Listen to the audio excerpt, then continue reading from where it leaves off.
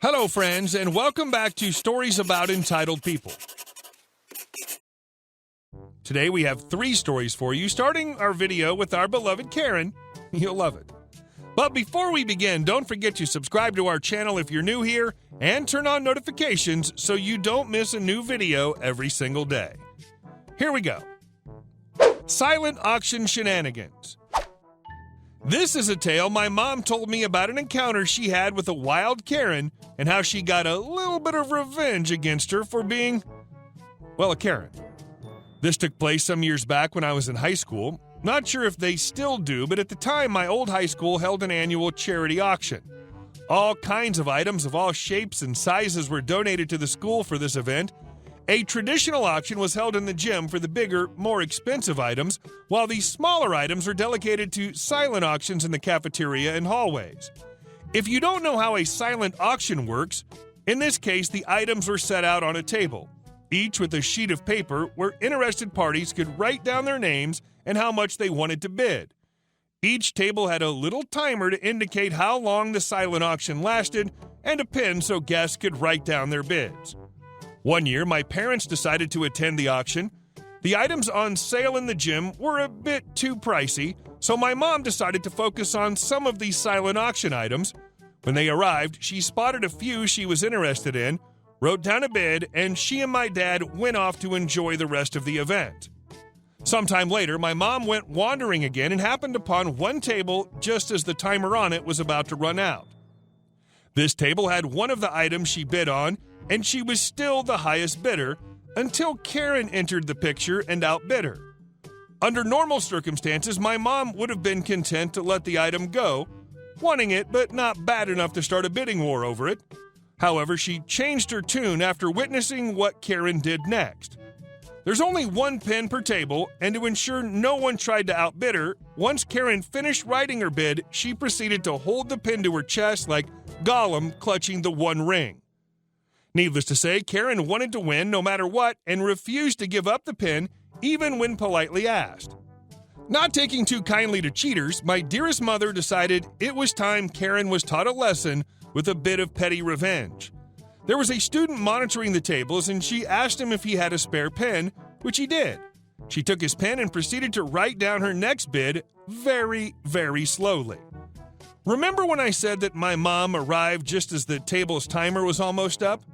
Well, there was less than a minute left, and my mom wrote as slowly as possible to stall for time so Karen couldn't follow up with another bid. Karen tried, of course.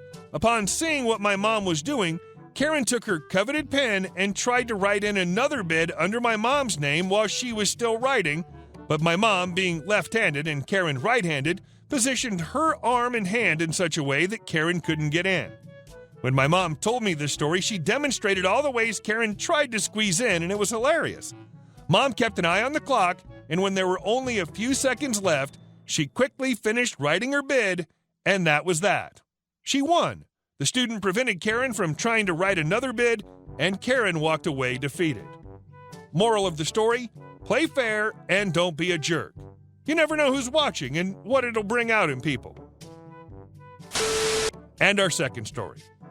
You're going to call the client and tell them exactly why? Sure thing. I work for a software company that started in the mid-'80s. Since its inception, they've insisted on obtaining a system information sheet for every machine something gets installed on. They thought it would protect them from people installing on other machines since they have no other verification system of how many licenses are in use. They also attempt to charge a full hour's rate for the few minutes of time it takes to install one of our software packages. I understand their wariness of us getting stuck doing 150 workstations, but the average number of licenses at a client site is 2. The client pays a regular maintenance fee for support and product updates and are usually very angry when they get a new computer, need one of our programs installed, and are told they have to fill out paperwork and still have their IT person/group perform the install. It's somewhat difficult and requires knowledge of networking and databases. And it's a frequent case where an IT person will charge them to screw it up and will charge them to un-F it. It's happened more than once that the IT person or a desperate client trying to do it on their own has effed it up so badly that there was a catastrophic, unrecoverable data loss. It's cost us more than a few clients, but the idea that someone might get one over on us by stealing a license is so abhorrent that management remains entrenched in the policy. We end up spending days going back and forth with clients to get pointless paperwork filled out to avoid doing 3 minutes of work. I'm not exaggerating. The software line I support takes under 5 minutes to install, even with the database/network complexity. And it's our poor receptionist that gets the brunt of it from the clients. No matter how many times our more technically inclined staff bring up things like terminal services, machine imaging, the fact that our passwords are stored in plain text, internet-published environments, and any number of ways clients can easily get around per-seat licensing restrictions, they're not having it. So it happened again yesterday, where a client called in expecting a quick install on her machine, and Erin, the receptionist, had to explain and send over the paperwork. An irate Hannah, the client, called 4 more times over the next couple of days trying to get a different answer. She was eventually escalated to Dan in management, who said he'd come down and speak with us about it, but what he told us was to follow procedure. I tried to discuss it with him, and a few of the old-timers butted in. Laura from another team yelled loudly that I don't have the authority to change policy, which made Dan cower. Me. Why are we spending 2 days and 3 people's time to avoid doing 3 minutes worth of work? Laura. It's not 3 minutes, and it's not your job to ask. It's your job to do what you're told. Is your name on the building? Erin's doing her job. Why aren't you doing yours? Me. To Dan. How much time do we waste doing this? How many times has this policy saved us money? Laura. Sherry caught someone using a license without paying at X-Town. Michelle found a workstation hiding in an office at Y-Town. Ray found an install left on an old workstation in Z-Town. Silence, with Laura smirking with folded arms, thinking she won. Me. So 3 times in 30 years, and all the while we've been arguing with clients, filing paperwork, combing through paperwork when someone wants to move a workstation, moving files between buildings, having people retrieve paper files from archives. Dan. What do you suggest we do? Me. Handle installs as part of their maintenance fee, switch licensing models, or develop an automated license restriction method in the software. We look stupid right now, and the clients don't understand why they have to do this. Laura. Well, I understand that we don't want people stealing from us perfectly well, and you're going to do your job and call the client and tell them exactly why, and we're going to stand here and listen till you do it. So I have to call the client on speaker so the whole support floor can see me be broken and do what I'm told for Laura's entertainment, despite the fact that it's extremely disruptive to anyone who's on a call. Client Hannah explains her frustration with Erin and says she sent system information sheets back in 2017. I explained that they needed to be filled out for every new workstation and that Erin is just doing her job. Hannah asked why a tech company is demanding paperwork for licenses when every other company just has a key or is internet-based, so I told her exactly why, loudly, while making eye contact with Laura. Because we have technologically inept decision-makers insisting on enforcing a time-consuming Cold War-era licensing policy, despite the fact that all the times it's proven useful can be counted on a shop teacher's bad hand. Edit. We'll add reactions, and I'm sorry for a double cliffhanger, but I just got told I have to go to a meeting. Gee, wonder what that's about. Edit 2. Okay, so as I said that, the guy across from me burst out laughing so hard that the clients heard it. I looked at him and missed Laura's initial reaction, and by the time I looked back, she actually just appeared hurt.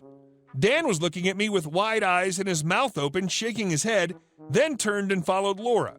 I then received an email to attend a meeting right before end of business.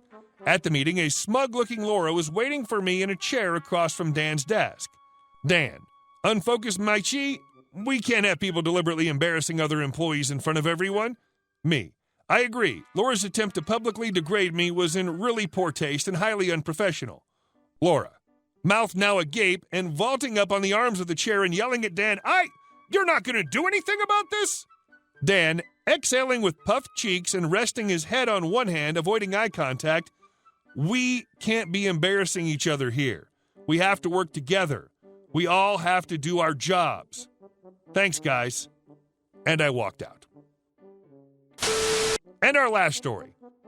My mother finally got revenge. Backstory. Growing up, my father was an emotionally abusive piece of crap who got off on religious authority and controlling every aspect of our lives.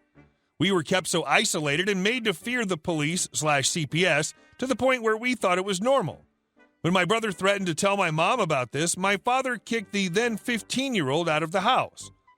Long story somewhat short, I got my mom out, my brother went to live with friends, and divorce proceedings were started. It was nasty.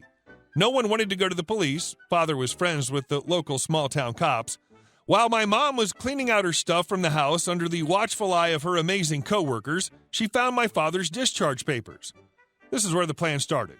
You see, my father spent his entire 25-year marriage telling everyone that he was Special Forces and had been awarded a Purple Heart and Bronze Star, which were both coincidentally destroyed in a house fire along with all his uniforms and paperwork. But here were his discharge papers, and they clearly stated he was given an other than honorable discharge after 4 years in the motor pool.